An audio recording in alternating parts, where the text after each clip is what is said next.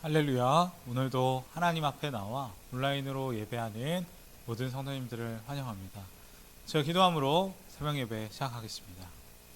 하나님 아버지 감사합니다. 오늘 잠에서 깨우시고 하루의 첫 시간 하나님께 나와 예배 드리게 하시니 감사를 드립니다. 하나님 오늘 예배하는 모든 우리 마음 가운데 함께하여 주셔서 은혜 부어주시고 갈급한 우리 영혼 가운데 하나님이 주시는 것들로 충만히 채워 주옵소서. 하나님 특별히 이 시간 오직 주님만 의지합니다. 우리의 모든 것 아시는 주님께서 우리에게 평안을 허락하여 주시고 우리의 모든 기도의 응답 들어 주옵소서. 오늘 이 시간 함께 하실 것 믿사오며 예수님의 이름으로 기도합니다. 아멘. 오늘 하나님께서 주시는 말씀은 마태복음 18장 21절에서 35절까지의 말씀입니다. 그때 베드로가 나와 이르되 주여 형제가 내게 죄를 범하면 몇 번이나 용서하여 주리이까 7번까지 하오리이까. 예수께서 이르시되 내게 이르노니 7번뿐 아니라 7번을 70번까지라도 할지니라. 그러므로 천국은 그 종들과 결산하려 하던 어떤 임금과 같으니 결산할 때에 10,000달란트 빚진 자 하나를 데려오매 갚을 것이 없는지라. 주인이 명하여 그 몸과 아내와 자식들과 모든 소유를 다 팔아 갚게 하라 하니 그 종이 엎드려 절하며 이르되 내게 참으소서 다 갚으리이다 하거늘 그 종의 주인이 불쌍히 여겨 놓아 보내며 그 빚을 탕감하여 주었더니 그 종이 나가서 자기에게 100데나리온 빚진 동료 한 사람을 만나 붙들어 목을 잡고 이르되 빚을 갚으라 하매 그 동료가 엎드려 간구하여 이르되 나에게 참아 주소서 갚으리이다 하되 허락하지 아니하고 이에 가서 그가 빚을 갚도록 옥에 가두거늘 그 동료들이 그것을 보고 몹시 딱하게 여겨 주인에게 가서 그 일을 다 알리니 이에 주인이 그를 불러다가 말하되 악한 종아 내가 빌기에 내가 내 빚을 전부 탕감하여 주었거늘 내가 너를 불쌍히 여김과 같이 너도 내 동료를 불쌍히 여김이 마땅하지 아니하냐 하고 주인이 노하여 그 빚을 다 갚도록 그를 옥졸들에게 넘기니라. 너희가 각각 마음으로부터 형제를 용서하지 아니하면 나의 하늘 아버지께서도 너희에게 이와 같이 하시리라. 아멘. 오늘은 마태복음 18장의 말씀을 보며 함께 은혜를 나누겠습니다. 오늘 본문 읽어보면 예수님께서 비유를 하나 말씀해 주시는데 용서할 줄 모르는 종의 비유를 제 아들에게 하는 것을 볼 수가 있습니다. 예수님께서 이 비유를 말씀하신 배경을 우리가 먼저 알아야 하는데 그것을 베드로가 예수님께 나와 했던 질문 때문에 예수님께서 그 비유를 하시게 된 것입니다. 베드로가 이렇게 주님께 질문했습니다. 주님, 내 형제가 나에게 자꾸 죄를 지으면 내가 몇 번이나 용서해 주어야 하겠습니까? 7번까지 하여야 합니까? 라고 베드로가 주님께 물어왔던 것입니다. 그 당시 그 베드로가 있던 유대 사회에서는 3번까지 형제를 용서하는 것이 정통적인 관례, 형식이었다라고 합니다. 베드로도 이것을 잘 알고 있었을 것입니다. 그런데 베드로는 이웃을 몇 번이나 용서한다고 주님께 이야기했던 것입니까? 3번의 2배가 넘는 7번이나 사람들을 용서할 수 있다라고 주님께 강조하며 말하고 있는 것입니다. 분명 우리도 우리에게 잘못한 사람을 용서하는 것이 얼마나 어려운 일입니까? 그래서 베드로가 말한 이 7번의 용서는 정말 대단한 수준의 말이었고 자신의 이웃을 7번에 용서할 수 있는 의인이라고 생각함으로 주님께 그렇게 물어봤던 것입니다.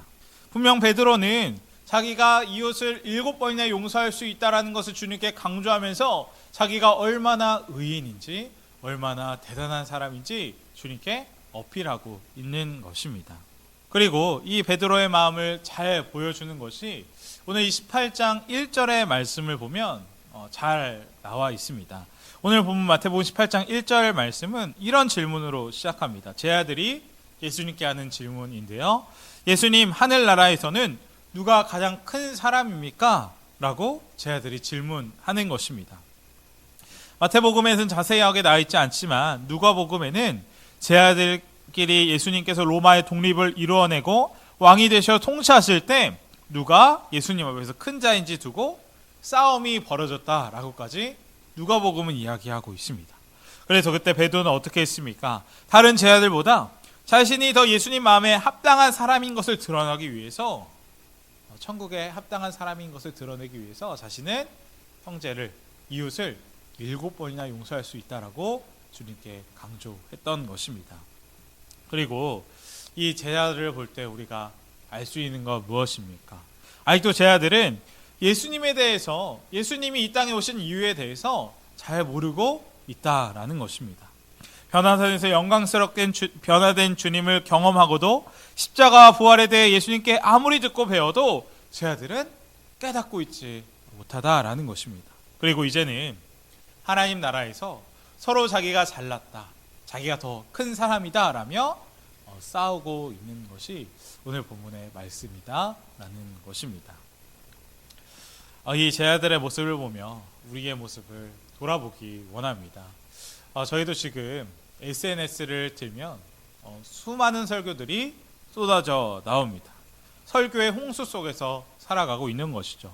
온라인 매체 SNS, 수많은 말씀들이 우리에게 들려져 옵니다. 그러나 그 설교의 홍수 가운데, 그 말씀들이 흘러나오는 그 상황 가운데 우리 한국 기독교의 이미지는 지금 어떻습니까? 하나님의 말씀은 수도 없이 들려오지만 반대로 기독교에 대해 세상 사람들의 반응은 너무나도 많이 부정적이다라는 것입니다. 그리고 서울 하늘에 십자가가 그렇게 많이 올라가 있지만 10년 전부터 계속 한국교회는 지금 위기에 처했다라는 말이 끊임없이 들려져 오고 있습니다. 그리고 이 위기는 코로나 시절 이후로 더 가속화된 것처럼 보입니다. 최근 통계에 따르면 6만 명의 감리교인들이 교회를 떠났다라고 합니다. 이것은 감리교뿐만 아니라 다른 교파도 마찬가지입니다. 그렇다면 교회가 왜 이런 상황까지 오게 되었을까요? 기독교가 위기에 처하게 된 이유 중 하나는 오늘 본문의 제자들처럼 주님의 말씀을 듣긴 들어도 깨닫지 못하는 모습들 때문일 것입니다. 그렇다면 이 위기 가운데 우리가 어떻게 우리의 믿음을 지켜가야 할까요? 그 답을 오늘 예수님께서 그 비유를 통해 천국 백성인 우리가 이 세상 가운데 어떻게 살아가야 하는지 잘 알려주고 있습니다. 서두에 말씀드린 것처럼 주님의 뜻을 이해하지 못하는 베드로는 다른 제자보다 자신이 더 잘 보기 위해서 7번이나 형제를 용서할 수 있다 말했습니다. 그러나 7번이나 용서할 수 있다는 베드로의 질문에 예수님 놀라운 말씀하시죠. 7번만이 아니라 70번을 7번이라도 용서해야 한다. 이 예수님의 말씀을 정말 그냥 숫자적인 용서가 아니라 끝까지, 끝도 없이 완전히 용서해야 된다고 말씀하시는 것입니다. 그리고 용서할 줄 모르는 종의 비유를 제자들에게 들려주기 시작하였습니다. 예수님께서 말씀하신 비유의 내용은 다음과 같습니다. 어떤 종이 한 나라 왕에게 1만 달란트라는 큰 빚을 지게 되었습니다.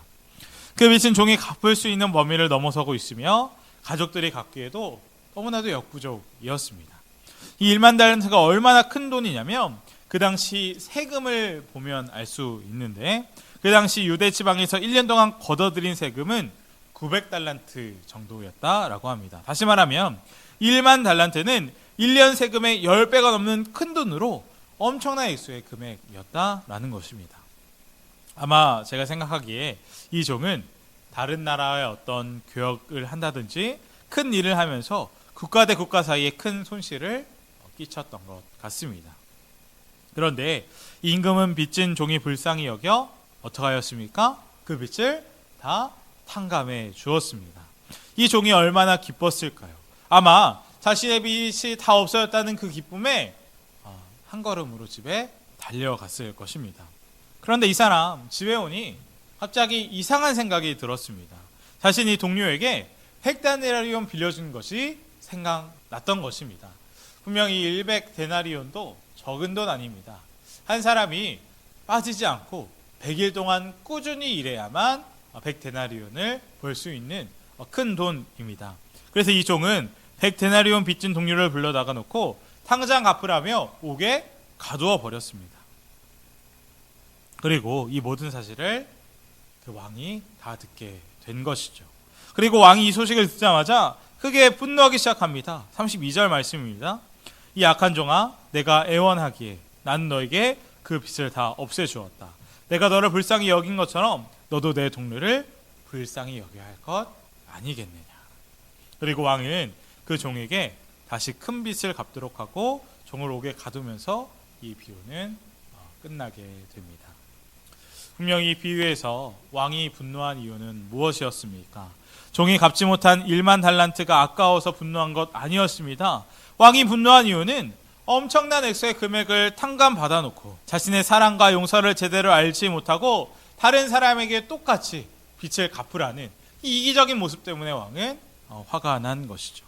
분명히 이 종이 자신이 용서해준 왕의 그 사랑과 은혜를 확실히 알았다면 자신의 동료에게 100다니엘을 갚으라며 괴롭히지 않았을 것입니다. 하지만 이 종 왕의 사랑과 용서를 전혀 느끼지 못하고 자기가 왕되어 이렇게 100다니엘을 갚으라고 재촉한 것입니다. 예수님의 말씀하신 비유를 보며 우리의 삶을 돌아보기 원합니다. 오늘 이 비유는 주님 우리들에게 주시는 말씀입니다. 우리는 이 종과 같이 1만 달란트의 빚을 탕감받은 사람들입니다. 우리가 절대 갚을 수 없는 1만 달란트와 같은 죄를 주님께 용서받은 것입니다. 정말 하나님 십자가에서 아무 조건 없이 우리에게 죄 사하여 주었습니다. 이것은 완전한 하나님의 은혜인 것입니다. 그러나 때로 우리는 어떻습니까? 때로 우리는 그 주님의 은혜를 잃어버릴 때가 많이 있습니다. 그래서 1만 달란트에 비해 상대적으로 적은 100데나리온 잘못한 이웃을 용서하지 못하고 내 뜻대로 내 마음대로 살아갑니다. 기독교에서 가장 많이 쓰는 단어 중 하나는 은혜라는 말입니다. 이 은혜는 로마서에서 바울 사도가 말하듯 예수님의 십자가로 말미암아 모든 믿는 자들에게 값없이 주시는 하나님의 구원입니다. 이것은 우리가 어떤 노력해서 얻은 것 아닙니다. 우리 열심으로 얻은 것 아니죠. 오직 값없는 하나님의 선물입니다. 그런데 때로 우리는 어떻습니까? 값없이 왔기 때문에 이 값없이 주어진 구원, 이 은혜가 값싼 것처럼 만들어버릴 때도 많이 있다라는 것입니다. 하나님이 주시는 은혜가 우리에게 특권이 되고 면죄부가 되어서 내가 세상에서 어떻게 살든 무엇을 하든 하나님 나를 사랑하시고 구원하신다라고 오해합니다. 그러나 분명 예수님 비유 마치신 다음 제 아들에게 확실히 말씀하였습니다.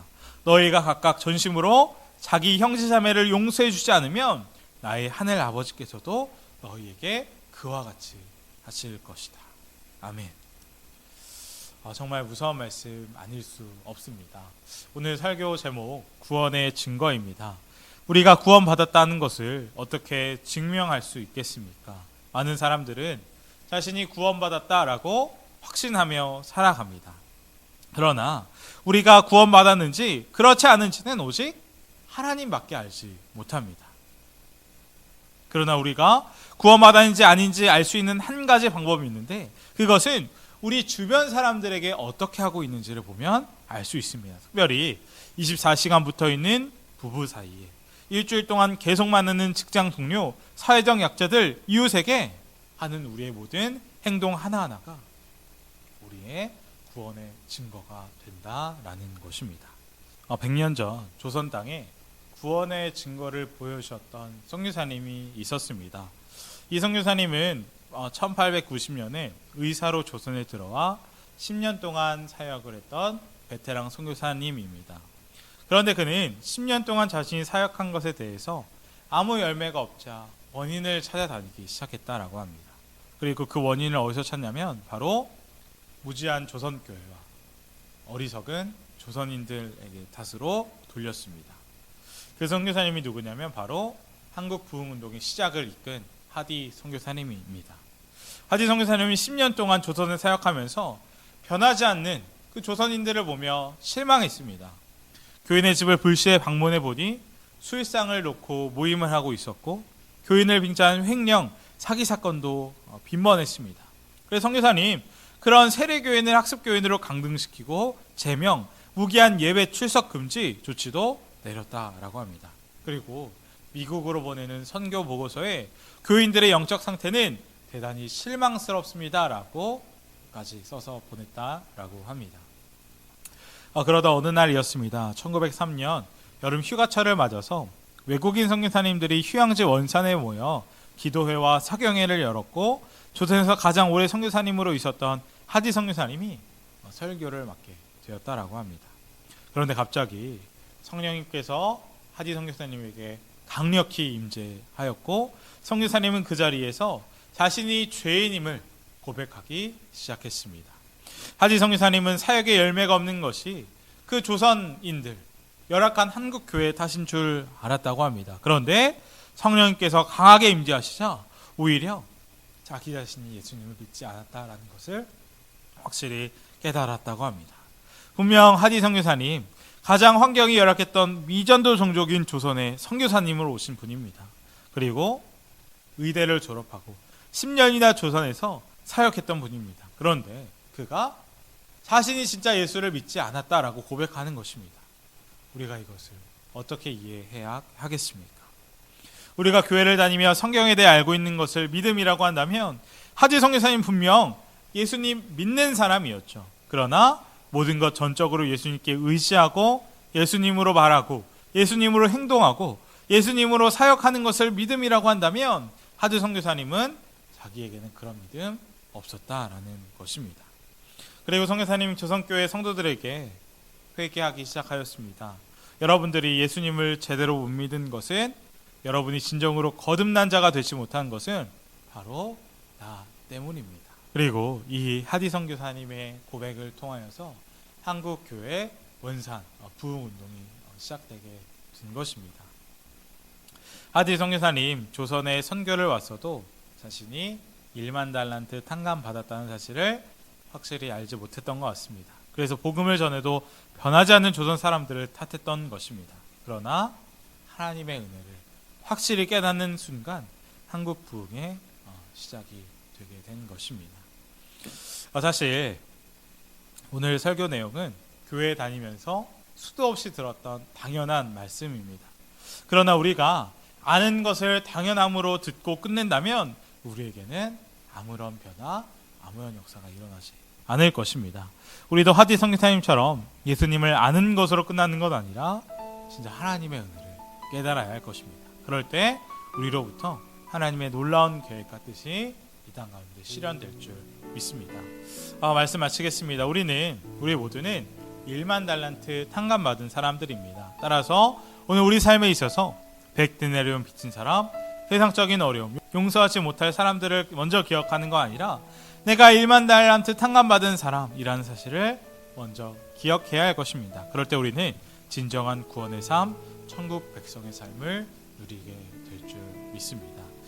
이 시간 함께 기도하기 원합니다. 첫 번째 기도할 것은 오늘 말씀처럼 우리가 1만 달란트 탕감 받은 자임을 깨닫게 해달라고 기도하겠습니다. 십자가의 은혜를 머리로만 아는 것 아니라 우리 가슴으로 체험하기 원합니다. 성령이 함께 하셔서 진정한 구원의 삶을 이 땅 가운데 살아가는 우리 모두가 되게 해달라고 간절히 기도하겠습니다. 두 번째로 기도하기 원하는 것은 나라와 민족, 교회와 교회학교, 또 우리 환우분들을 위해 기도하겠습니다. 하나님께서 환우분들 긍휼히 여겨주셔서 환우분들이 치유되고 회복될 수 있게 해달라고 기도하겠습니다. 자, 기도함으로 모든 예배 마치겠습니다. 하나님 감사합니다. 오늘 말씀을 보며 우리가 1만 달란트 탕감받은 자임을 다시 깨닫기 원합니다. 우리는 주님의 은혜 없이는 살아갈 수 없는 존재임을 고백합니다. 우리의 모든 삶 주님께 맡겨드리오니 우리 안에 살아계시고 역사하신 성령님께서만 우리의 삶을 주장하여 주옵소서. 이 모든 말씀 예수님의 이름으로 기도합니다. 아멘.